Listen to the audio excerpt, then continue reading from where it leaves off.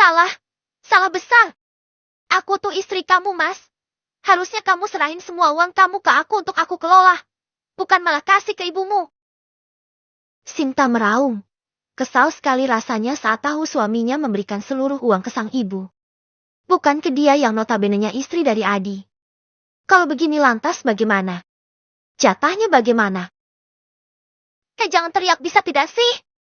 Dia itu ibuku, Sin. Ibu yang sudah melahirkan dan membesarkan aku. Jadi wajarlah aku kasih semua uangku untuk ibu. Lagian tidak dihabiskan semuanya kok. Sebagian untuk ditabung. Kalau aku simpan sendiri takutnya hilang lagi. Rekeningku kan sudah pernah dibobol orang. Kata Adi sedikit kesal. Istrinya ini mirip seperti anak kecil saja. Sinta yang mendengarnya pun semakin geram. Lantas aku bagaimana? Aku istrimu, aku juga punya kebutuhan. Bagianku mana? Minta sekarang sama ibumu nafkah bagianku sekarang. 4 juta. Cerca Sinta menagih bagiannya. Sementara Adi belongo. Benarkan dugaannya. Istrinya pasti akan ribut meminta nafkah. Wajah Adi pun langsung masam seketika. Bagian apanya? Gak ada. Suat Adi. Aku istrimu, Mas. Cepat kasih bagianku sekarang juga. Sebagai suami kamu wajib menafkahiku ya. Aku minta nafkahku sebesar 4 juta. Sinta nyolot meminta bagiannya, setengah dari gaji Adi. Adi pun semakin masam. Gak ada Sinta. Kalau masalah nafkah kan aku udah nafkahin kamu. Kasih tempat tinggal yang layak dan nyaman. Makanan juga selalu ada. Kamu tidak pernah kelaparan kan di sini? Ya udah itu sudah bentuk dari nafkah dariku. Ucap Adi yang sudah tercemar pikirannya. Apa kata ibunya itulah yang benar menurut Adi? Sinta kembali menganga. Apa? Ya iya perutku kenyang. Tapi lihat dong apa yang ada di meja makan. Selalu lauk tempe tahu kangkung atau gak bayam. Sop tulang ayam. Itu yang kamu sebut sudah menafkahiku dengan layak, Mas? Imbu Sinta lagi. Sembari menggelengkan kepalanya pelan, tak percaya dengan semua yang Adi katakan. Jadi istri tuh jangan banyak ngeluh Sinta. Harus bersyukur karena kita masih bisa makan. Banyak di luaran sana yang masih tidak bisa makan 3 kali sehari. Sahut Adi.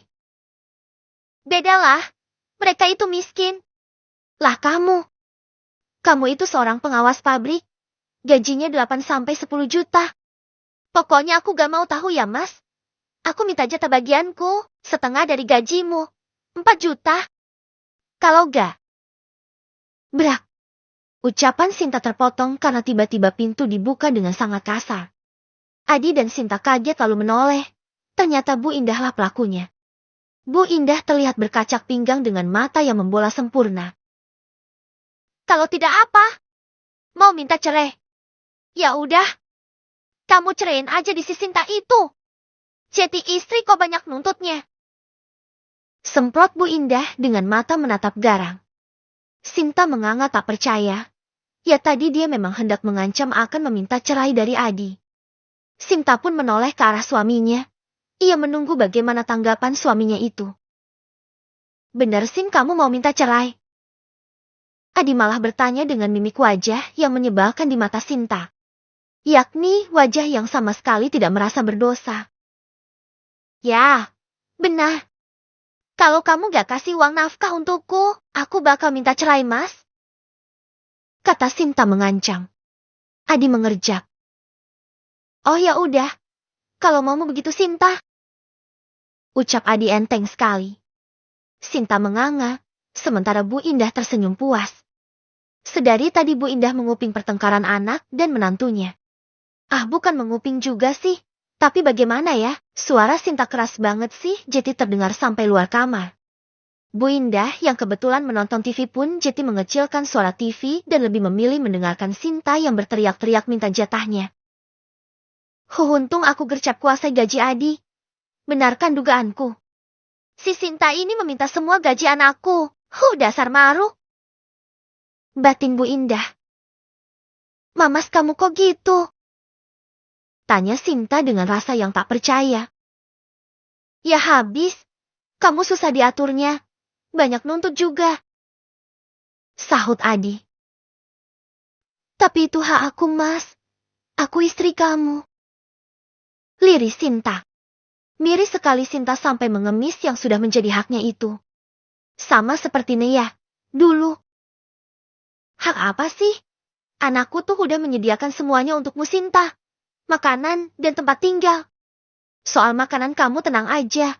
Ibu akan membelikan makanan yang lebih layak ketimbang kemarin. Di kamu itu memang terlalu pelit untuk dimakan. Mulai sekarang ibu yang bakal belanja sendiri. Dan kamu, Sinta, kamu tinggal masak aja nanti.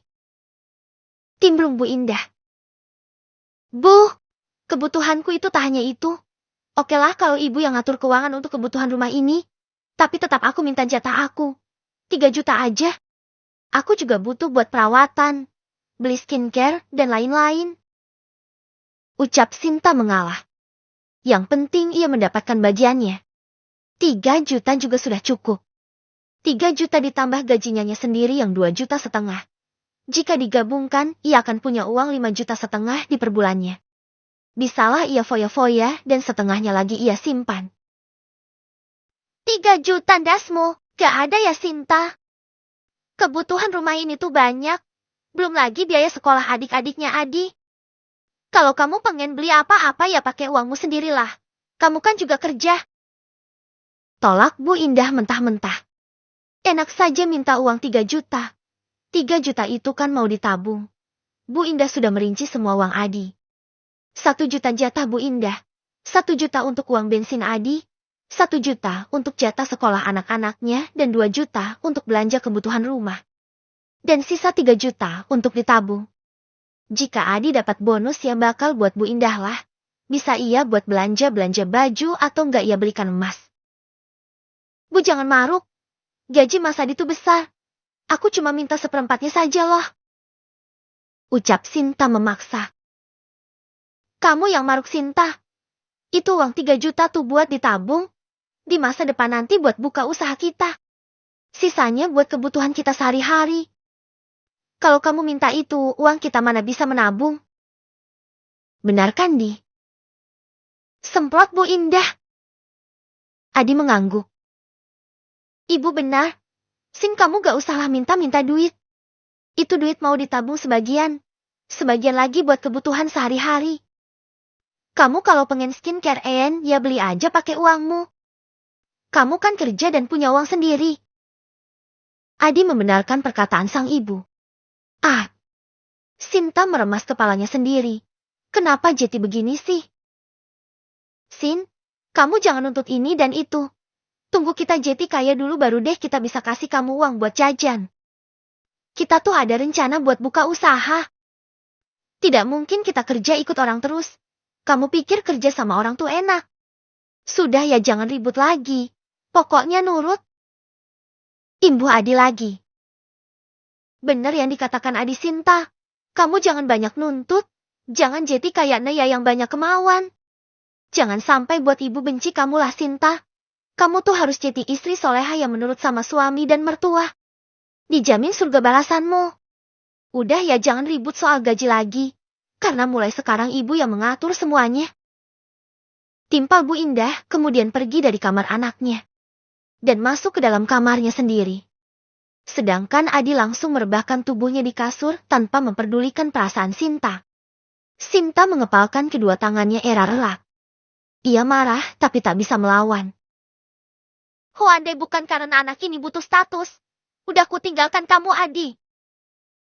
Geram Sinta dalam hati. Sinta pun Jeti teringat dengan perkataan-perkataan Nea dulu.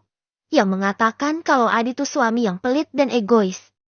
Dulu Sinta tak percaya dengan omongan Nea itu. Karena selama berpacaran dengan Adi tuh cukup roal. Selalu mengajaknya makan di luar ketika selesai bekerja. Dan ia minta ini dan itu pun selalu dituruti Adi. Dan sekarang apa? Malah mulai keluar sifat pelitnya Adi. Sinta tak sadar kalau apa yang dialami Nea dulu perlahan akan menghampiri Sinta. Selamat menikmati hasil merebutmu ya pelakor. Beres Nei. Apa yang lu minta kemarin tuh udah dilakuin sama Dimas? Yakin deh pasti tuh video bakalan viral di pabrik.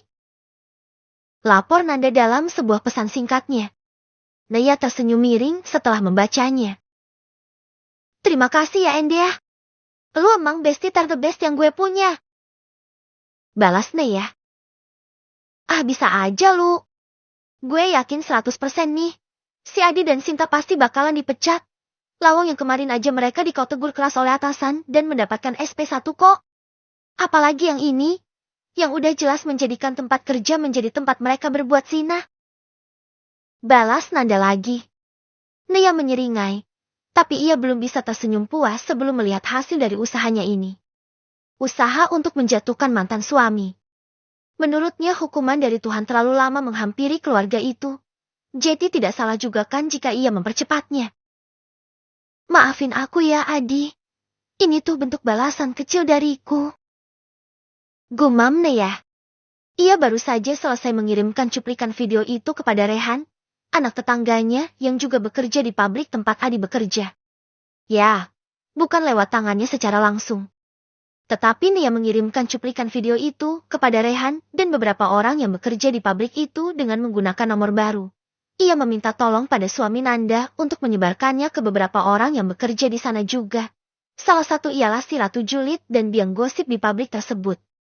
Naya yakin itu pasti akan kembali viral. Walau bukan di kalangan masyarakat luas setidaknya di kalangan pabrik tempat Adi bekerja. Naya yakin hal itu pasti akan terdampak pada pekerjaan Adi. Besar harapan Naya agar Adi dipecat dari posisinya itu. Posisi yang selama ini selalu disombongkan dan dibanggakan oleh mereka. Dulu Adi mendapatkan posisi tersebut setelah 4 bulan menikah dengannya. Tapi ia malah dibohongi sampai akhir pun Adi tak pernah menceritakan tentang status pekerjaannya itu. Naya terus dipaksa bekerja rodi di rumah itu dengan jatah belanja yang jauh dari kata layak. Naya merasa jabatan Adi itu ada andil besar darinya, ya kan? Bukankah di balik seorang suami yang sukses ada seorang istri yang hebat di belakangnya? Siang malam Naya mendoakan Adi untuk menjadi orang sukses dan bisa membawanya pergi dari rumah itu. Jika uang yang didapat lebih dari cukup besar harapannya untuk tinggal terpisah dengan mertua. Tapi apa? Ah udahlah. Gak perlu dibahas lagi. Nyesek rasanya Naya mengingat-ingat masa kelam itu. Sekarang hidup Naya sudah jauh sangat bahagia setelah lepas dari Adi. Ia sudah bisa membeli apapun yang ia inginkan. Baju-baju baru, makan makanan enak, dan juga beli skincare. Naya fokus membahagiakan dirinya sendiri, dan belum ada kepikiran untuk mencari pengganti Adi. Naya ingin menikmati dahulu masa-masa kesendiriannya ini sebelum jodoh datang lagi menghampiri. Tak mau munafik, tentu Naya masih mengharapkan seorang jodoh di sampingnya, tapi tidak dalam waktu dekat ini. Naya perlu menyembuhkan segala luka di hatinya. Barulah dia akan bisa membuka hatinya kembali untuk lelaki yang tulus mencintainya. Hah? Ini kan Pak Adi, ya Gusti. Dia berzina di ruang kerja. Pekik Rehan syok setelah membuka pesan yang rupanya berisi video dari nomor yang tidak dikenal. Ada apa Han? Tanya ibunya menghampir. Heran mendengar anaknya yang terdengar heboh sendiri. Ini loh Bu. Atasan Rehan di pabrik. Ada videonya lagi anak-anak sama perempuan. Dan Pak Adi ini bukannya mantan suaminya Mbak Naya ya? Ucap Adi kemudian memperlihatkan isi ponselnya. Mata Bu Is melebar sempurna melihat video syur Adi yang tanpa sensor itu.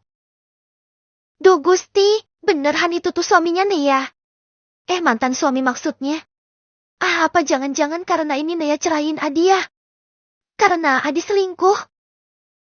Ucap Bu Is berekspektasi. Habis aja tibu. Ternyata bete juga kelakuannya Pak Adi. Mana di tempat kerja lagi? Bisa kena sanksi tuh andai Pak Bos tahu. Cetus Rehan. Ya udah sih laporin aja Han. Biar mereka yang berselingkuh mendapatkan karmanya. Kompor Bu Is.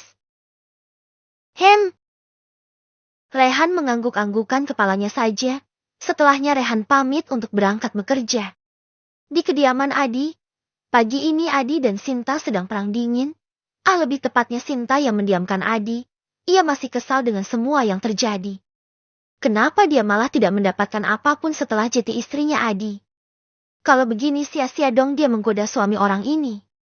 Malah Sinta menyesal telah menjadikan Adi sebagai target ayah untuk bayinya. Aturan pemilik pabrik saja yang ia incar dulu. Haf! Sinta menghela nafasnya gusar. Sial memang. Kenapa Jetty seperti ini sih? Menyesal pun sekarang tiada gunanya. Anak ini sudah semakin membesar di dalam kandungan. Mau tak mau aku harus tetap bertahan setidaknya sampai anak ini lahir. Batin Sinta bermonolog. Sinta kenapa bengong? Cepat makan atau kamu akan kutinggal. Kau tegur Adi yang melihat istrinya malah cuma mengaduk-ngaduk makanannya saja. Sementara Adi sudah habis separuh. Padahal makannya enak, yakni ayam goreng sayur sop dan juga sambal petai. Tadi Bu Indah sendiri yang belanja. Sedangkan Sinta tinggal memasaknya saja. Iya, sahut Sinta dengan malas. Sinta pun memakan makanannya itu. Tak butuh waktu lama mereka pun selesai sarapan dan Sinta harus segera mencuci piring bekas makan mereka semua. Sinta terburu-buru karena jamnya sudah mepet. Dasar malampir sial Padahal aku dia nganggur, tapi maksa aja terus buat semua aku yang lakuin. Mertua jahat memang. Gerutu Sinta tak henti-henti. Sinta ayo cepat. Teriak Adi. Iya, sebentar. Sabar napa sih? Teriak Sinta menyahut. Itu juga suami matanya pik 3 kah? Udah tahu istrinya ditindas, malah dibiarin dan malah mendukung ibunya. Huzang besar aku milik kamu Mas Adi. Pantas saja Nea senang sekali berpisah denganmu, sama sekali tidak ada penyesalan di wajahnya itu.